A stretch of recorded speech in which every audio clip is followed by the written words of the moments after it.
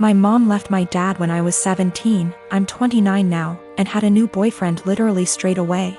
We all suspected that she was cheating with this dude beforehand, but there was never any proof, and she even to this day refuses to admit it. She had 2 more kids with this guy. When my mom and dad broke up, I moved out to live with my dad, who had moved back in with his parents. The major reason for this was because she told me to leave as I kept fighting with her new dude. I really did not want to deal with a new guy in my mom's life, and I was really upset that she didn't give a shit about how much pain my dad was in.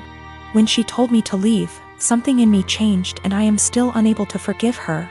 That solidified BC. My 14-year-old sister stayed with my mom for a year and then begged to come and live with my dad because she hated it so much at my mom's place. And my sister and mom were close, so for my sister to feel that way, it must have been bad. Since I was 18, my grandparents kept pushing me to start a business. BC. I liked to tinker and had built a few specialized tools for a niche construction industry that my dad was in, and they saw potential in me. They gave me a lot of money as an investment. Actually, their mortgaged their house, that's much they believed in me, and basically, I majorly lucked out and managed to land some national contracts at 24 that turned into more than a few millions of dollars over a few months when the business boomed. The profit trajectory has risen since then, and basically, I'm living a life I never thought would be for a schmuck like me. I moved my dad, sister, and grandparents out to the East Coast a couple years back, and we've started a new life. I am surrounded by people who see and saw the best in me, and I'm grateful so much. BC. I was seriously messed up after my mom blew our family apart. For the last couple years or so, my mom has been on my case to reunite with her. She is getting increasingly more insistent that I go visit her and her boyfriend and kids, and keeps trying to guilt trip me because my sister has a much more privileged life now and my younger 2 half-siblings don't. She keeps telling me that even if I don't forgive her, I should look out for the kids as they're innocent in all this. She made her bed and she can lay in it, but the guilt eats me alive sometimes. I just can't forgive her though. I've always cleaned as I cook so that when it gets to the end of the meal, there's minimal mess. My husband is the opposite. When he cooks, it's like a bomb went off. I've encouraged him to clean as he cooks. And if we're doing a big meal / holiday meal together, I often make sure to assign him that role. Like most people, one of us cooks, the other one cleans up. I am the better cook, so I cook like 80% of the time. He gets an easy cleanup. I'm busier than usual at work, so he's had to step up. Whenever he's done, the kitchen is a mess. I don't even get how it happens. There will be oil splatters untouched, stuff drying to dishes, peels and meat. I'm not about to let food sit out overnight, so after I'm done eating I'll start the process and won't get to really relax much. Last week I asked if he could please try cleaning as he cooks. He told me the rule is one person cooks, the other person cleans. I said, I get that, but you're leaving me with a huge mess every night. He said, I just don't have the time to clean up when I'm focused on cooking, knowing full well I'll see him scrolling on his phone. I just got so fed up, so on Sunday I made a big pot of chili. I didn't clean up as I worked. When I was done, I served him, sat down, enjoyed a beer and dinner. When he finally went into the kitchen, he said, "What the? Why is there such a mess?" I said that I was too busy paying attention to the chili to clean up. I started to get ready for bed. He was like, "You're just going to leave this here?" And I said yes. He said he would have to wake up extra early to clean up and that he had to be at work earlier than usual, and was supposed to play a game with his friends later that night, so could I just clean up? I said no, I cooked, so he has to clean. 2 days later he's still pissy with me because he ended up not being able game and told me that he didn't get enough sleep, and was exhausted at work. Not to be too snarky, but it's not like he's a surgeon, because I had to prove a point to him. I told him that nothing else seemed to get his attention, and I feel pretty justified. He told me I was being a smug asshole about it and it was childish. We don't have a dishwasher, there's no room for one, so everything has to be done by hand. Additionally, doing the dishes means cleaning up the counters and stovetop and sweeping the floor, taking out the trash if need be. When I make chili, it's a process starting // dried chilies that I toast, soak, seed, pulverize, etc. Then there's cooking the dried beans, then there's the onions and garlic and the peels, any other veggies, seeding tomato, cans of tomato, grinding the spices, etc. Then there's grating cheese for the top, etc. It definitely left a ton of dishes and other stuff behind. So another thing that comes up is whoever cooks also cleans, but since I cook most of the time, I just don't see that as being also fair to me. I'll end up spending almost every single day after work. I've been ending work at 6 or 7 some days lately, cooking and cleaning. If I had him cook more, I would definitely start to gain weight, and then we'd have another issue altogether. I am living with my family. It's me, a 15-year-old girl, my twin brothers who are 17, and my parents. My dad cusses a lot, and so do my older brothers. But apparently the standards are different for me. My dad overheard me saying a couple cuss words when I was on the phone with my friends, and he got mad at me for my language and for how trashy and unladylike it was. This wasn't the first time he called me, and only me, out for bad language. But it was the one that frustrated me the most because I could tell there was a double standard. I thought of calling him out on his language and hypocrisy, but then I had a different idea.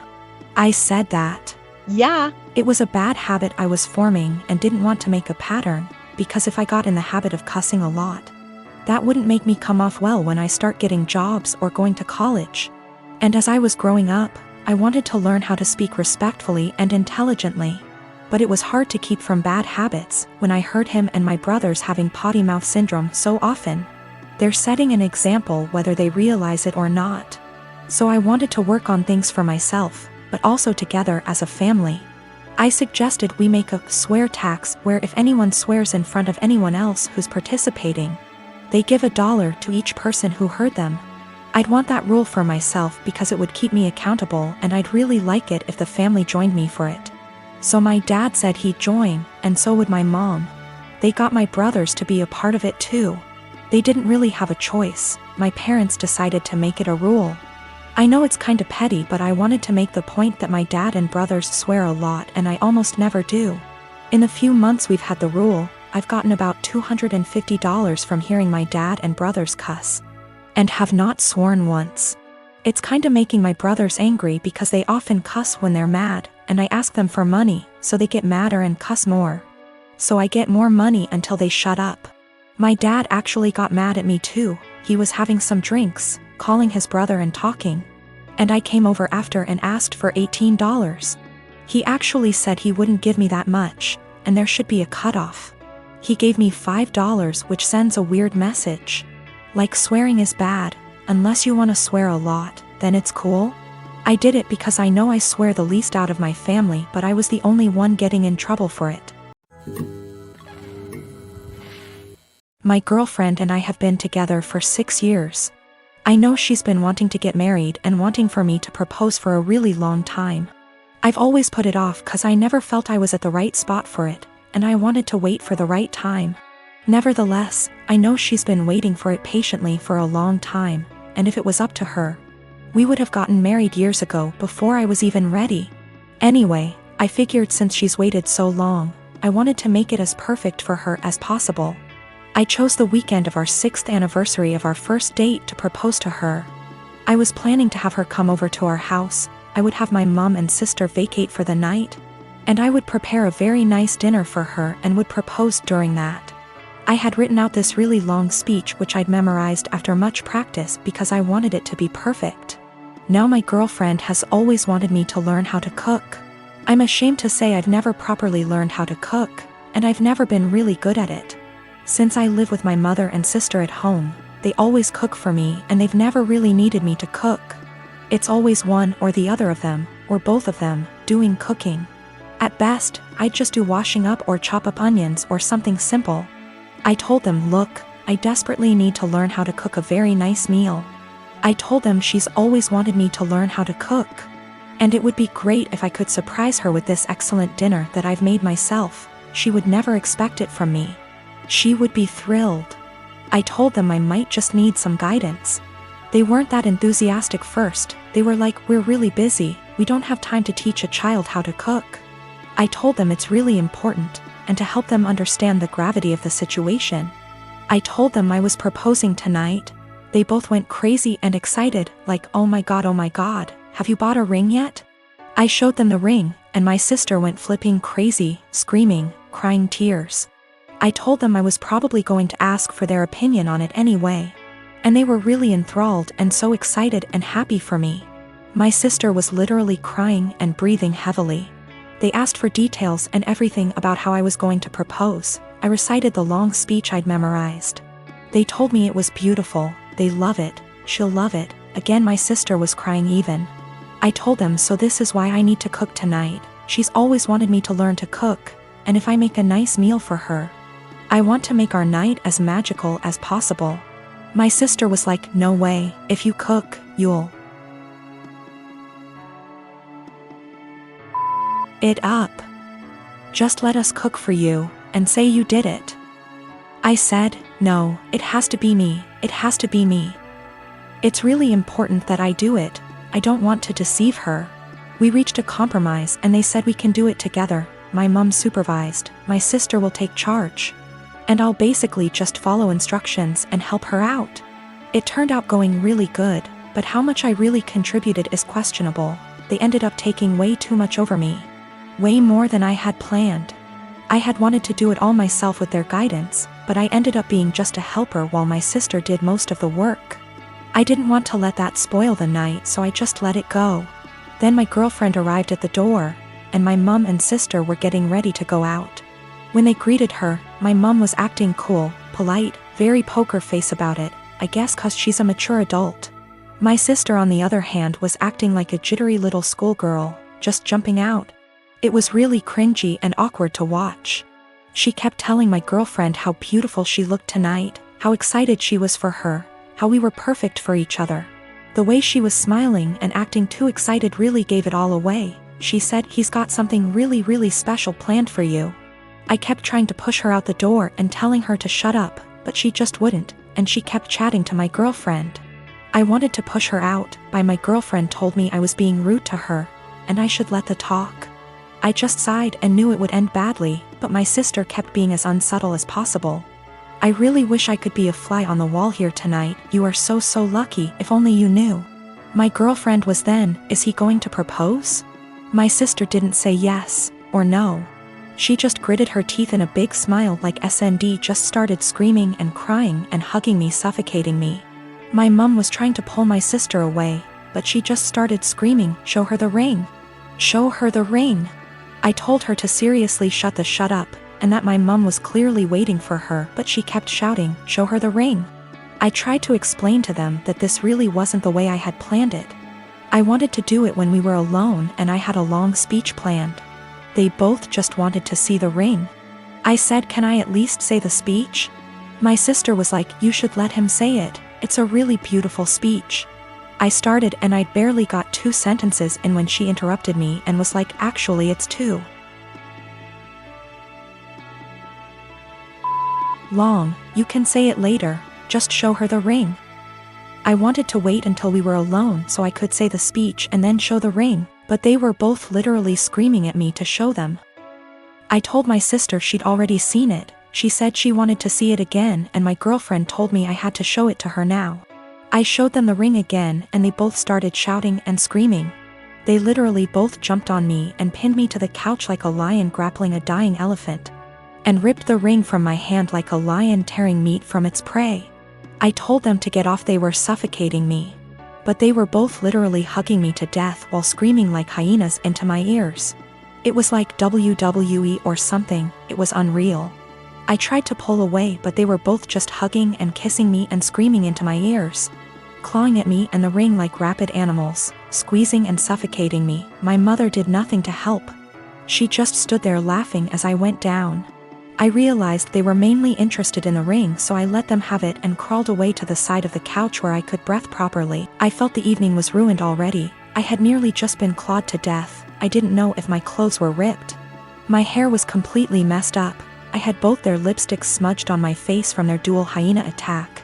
And my clothes were a complete mess now. It was an infuriating mess of a situation and I felt gross.